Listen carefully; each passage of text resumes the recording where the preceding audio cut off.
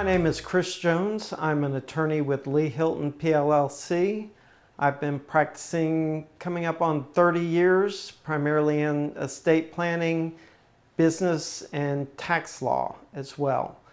I'm going to be speaking today regarding buy-sell provisions and business transition planning. And I don't want you to think of it so much as, oh, well, I either have a business and maybe this applies to me, or I don't have a business.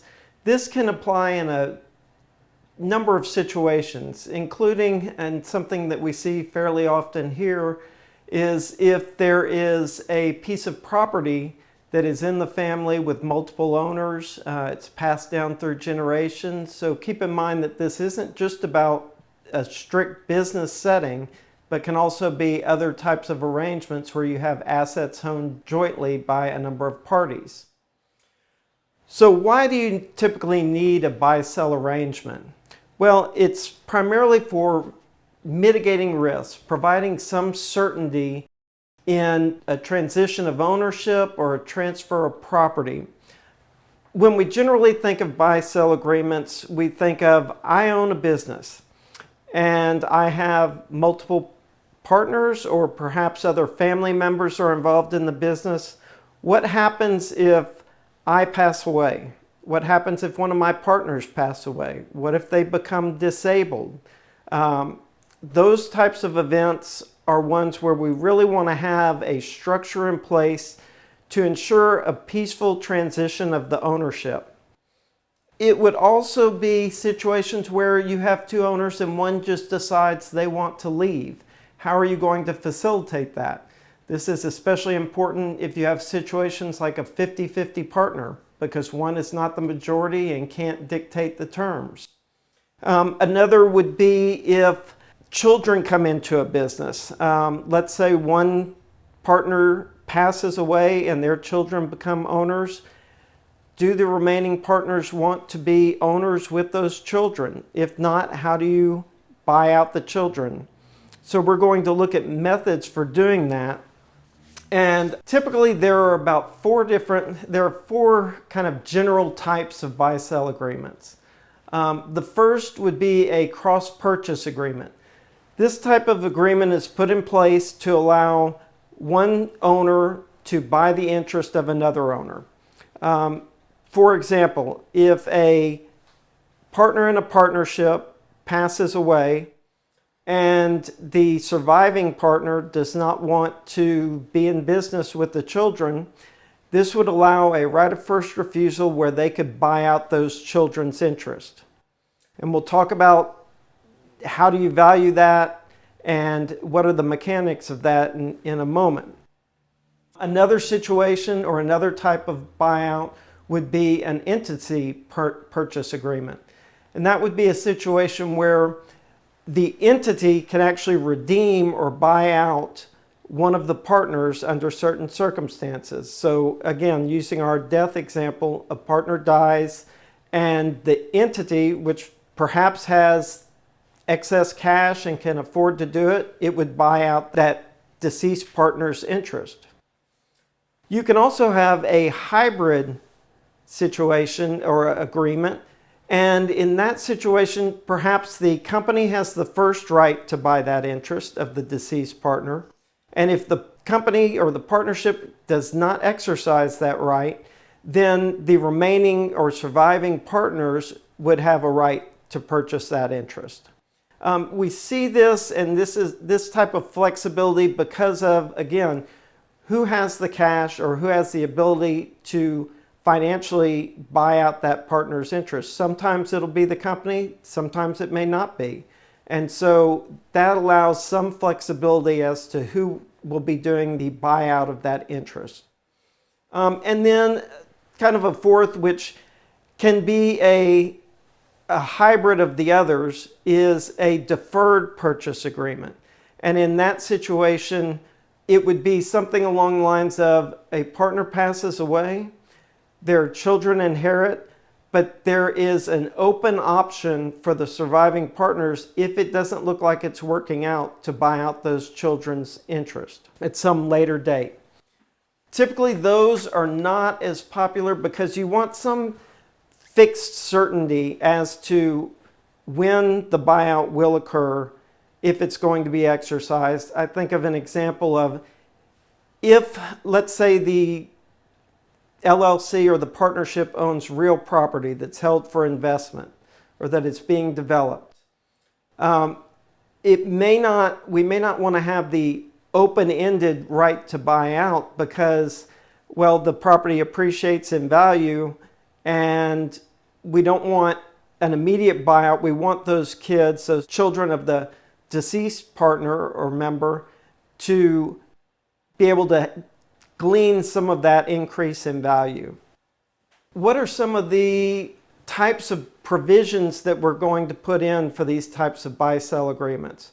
Well, one of the first ones is a push-pull or a Texas shotgun provision.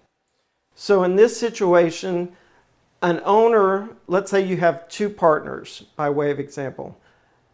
One partner decides they want to buy out the other partner. They can make an offer to that partner, and that partner can either accept the offer or can buy out the offering partner's interest instead for the same terms.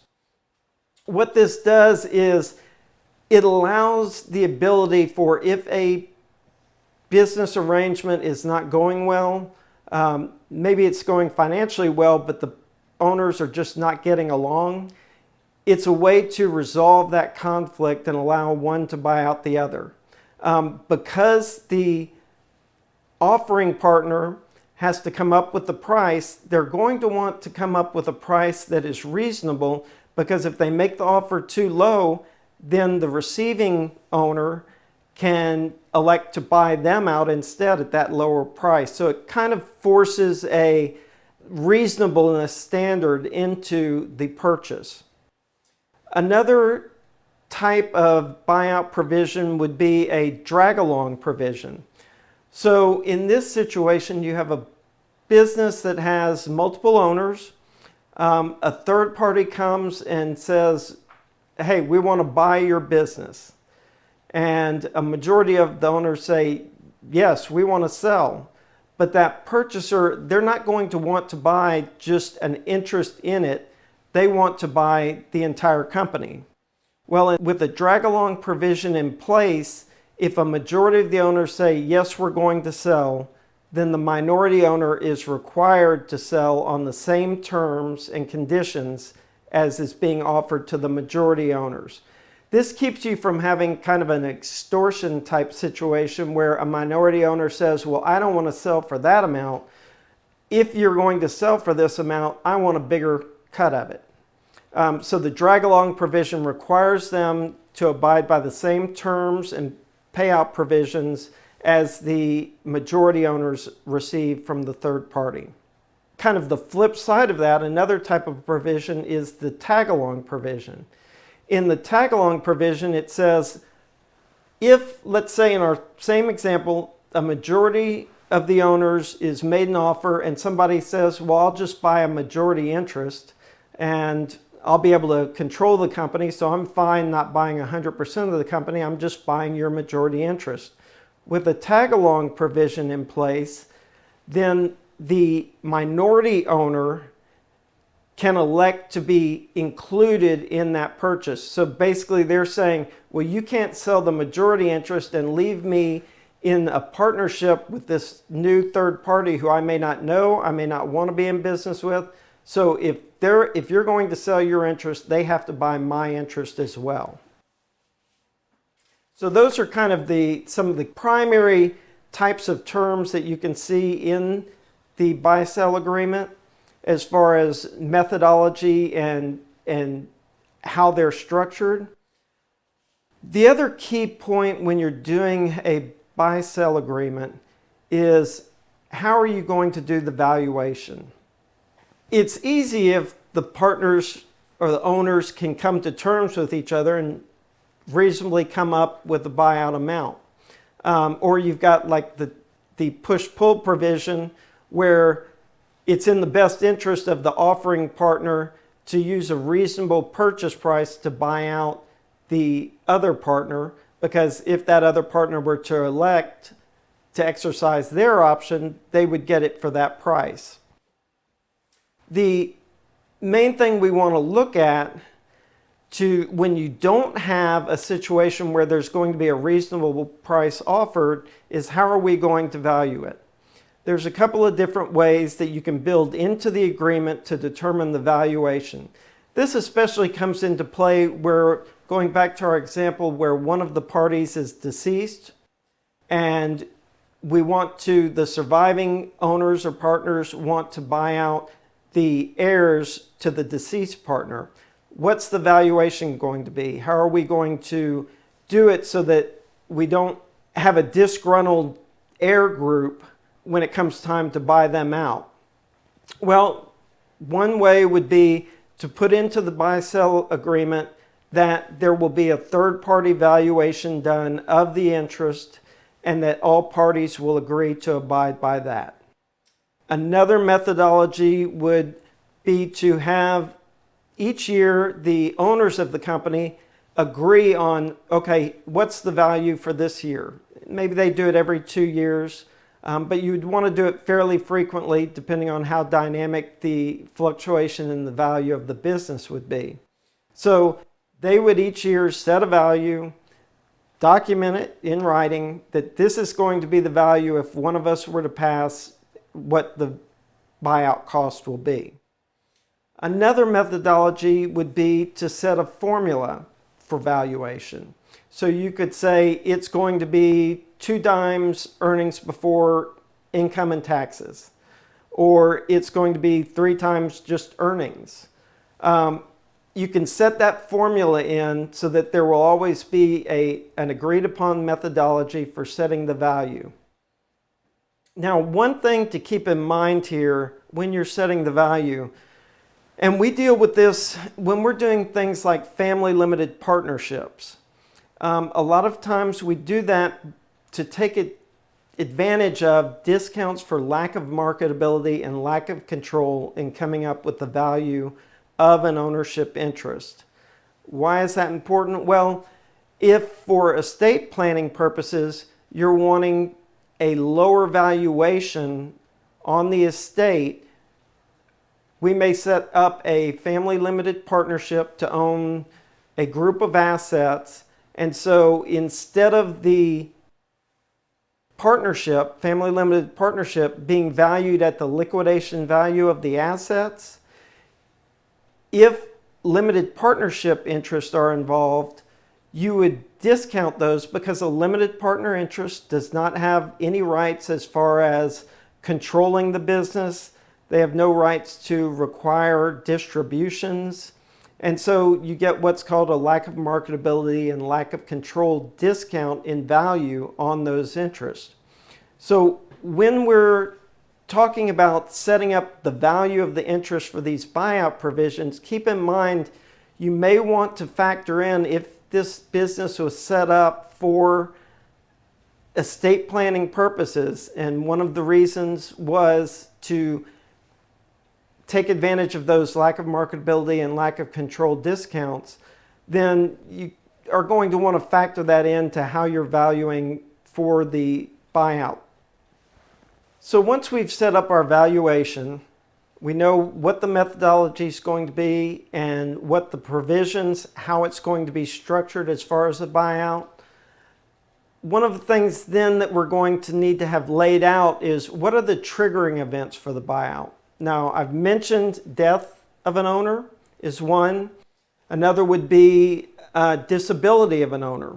A lot of times we build into the agreements that say, if this is an active business, if somebody is disabled for a period of 3 months, 6 months, some period of time, then that would trigger a right of the other owner to buy out their interest at that point in time. Another triggering event would be perhaps divorce. Texas is a community property state, so presumably the spouse, if this is a community property asset, would be entitled to half of the ownership interest in the business. The way we typically structure those transactions is to have it to where the divorcing owner can exercise a right of first refusal to buy out the spouse that they are divorcing. And if they don't buy out that spouse, then the other owners of the entity can buy out the divorcing spouse. That way you don't end up in a situation where you're in business with not just the husband, but the ex-wife as well, which can cause all kinds of problems. Another situation would be bankruptcy. If a partner goes into bankruptcy, it may be in the best interest of the remaining partners to buy that partner out so they're not having to deal with the headaches that go along with a partner in bankruptcy. Another issue, those are kind of the triggering events. Another would be the timing. So how long are we going to allow it to drag out? What we typically do is set a time period. Again, let's use the example of a death of a partner. The partner passes away. We would set a 30 or 60-day period for either the company, if it's structured to where the company buys out, or if it's a cross purchase where the other surviving owners buy out, they would have to make the election to purchase that partner's interest. So you want to have some fixed period. As I've mentioned, 30 to 60 days is usually a good time period. And then you also want to have a period for closing on that buyout. So we don't want it just to drag on indefinitely. So that could be 90 days, it could be 120 days, whatever you think it's going to take to be able to take it from getting the valuation to closing it out and buying out that interest. And then the last part of this is, what are going to be the terms on the buyout? Do you want it to where it's a cash sale? It has to be purchased in cash. That's the easiest way, that's the cleanest way. But there are other ways. You could have, if this is an ongoing business, the business could have a life insurance policy on the various owners. And so in effect, they would use the life insurance policy to buy out that owner's interest upon their death. Another way, if there are cash flow considerations. So let's say I've got a company. My company is successful. It generates some pretty decent cash flow, but the value of the company is very high. So let's say to buy out one of the partners, it would cost $1 million.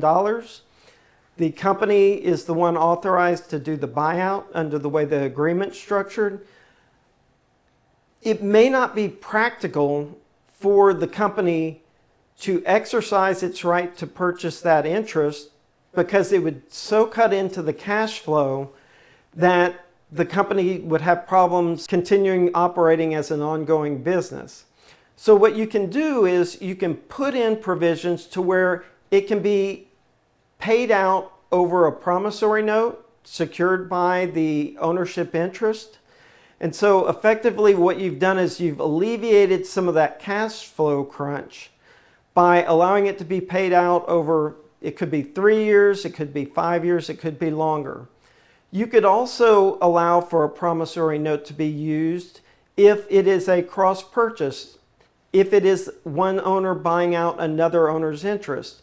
You could say, okay, they would have to put, let's say 20% cash down, and then the balance could be payable over a term of a note, and you would secure that note against the ownership interest in the company so that they'd have some security, some surety that they would get paid, and do it that way. The last way, and I tend to try to move companies and owners away from this, but it can be done. You could structure it as an earnout. So let's say the company has the right to buy out the deceased partner's interest, and we say, well, the company will buy it out based on a formula where it's paid out of earnings for a period of X number of years. That is possible to do. I always tell my clients, really, whenever you sell your interest in the company, the only thing you know you're going to receive for sure is the cash that you get right off the bat.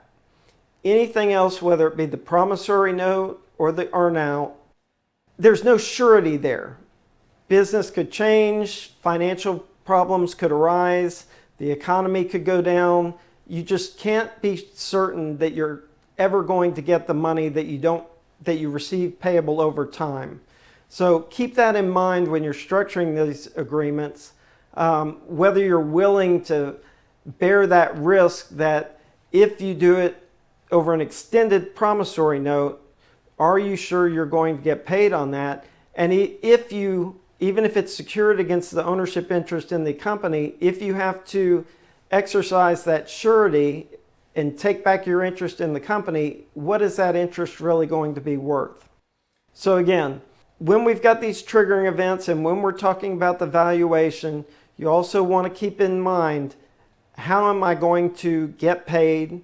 Or if I'm the one buying out, how am I going to fund the purchase of that ownership interest? The last thing to consider, and I guess this is more just kind of a global thought to keep in mind, it's always easier to get these agreements in place on the front end when everybody's happy, when everybody is excited that everything's going to work out well, we'll never have problems. That's the time to say, let's go ahead and get this in place just in case anything goes awry, we've got it. Having that surety is really what's going to make it easier to continue in business with someone through the rough times. Because you know, hey, if it doesn't work out, at least we have a mechanism for getting out of the business, or if someone were to die, of making sure that we're not in business with their family if we don't want to be in their business with their family.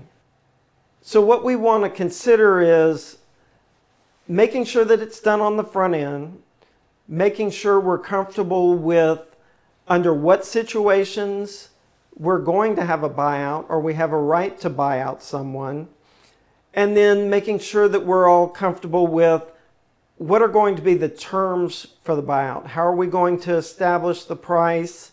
How is it going to be paid? Will we have life insurance for the buyout? Will it be payable over a term of a note? Having all of that in place on the front end just makes it so much easier, because one of the hardest situations from an attorney's perspective to deal with is when there's nothing in writing, the parties are unhappy, they want to separate. At that point in time, it's a much more difficult negotiation to buy out those interests or to potentially force out an interest owner. To close it all up, I want you to keep in mind that this is not, I've talked a lot about a business, but this applies also for family situations. Let's say there is, as I mentioned earlier, the family vacation home that is passed down through the generations, the ranch, let's say. As different people inherit, they'll have different expectations. Some will say, I want to stay in this forever. This is something I want my kids to be able to enjoy. And others will be of the mindset of, hey, we should sell this. I want the cash. So these types of buy-sell agreements are also very helpful when you're dealing with properties such as that, because it will help keep there from being animosity between family members down the road as more and more owners come in and have various situations in life, varied desires or goals of what they want to see done with the property. So keep in mind that this isn't just for businesses. It can relate to other areas of asset allocation, asset ownership, and family transition planning. I hope this has been helpful. Please feel free to reach out to me or anyone at the firm if you have any questions or if you think this may be applicable to your situation. We are always happy to help, and I hope you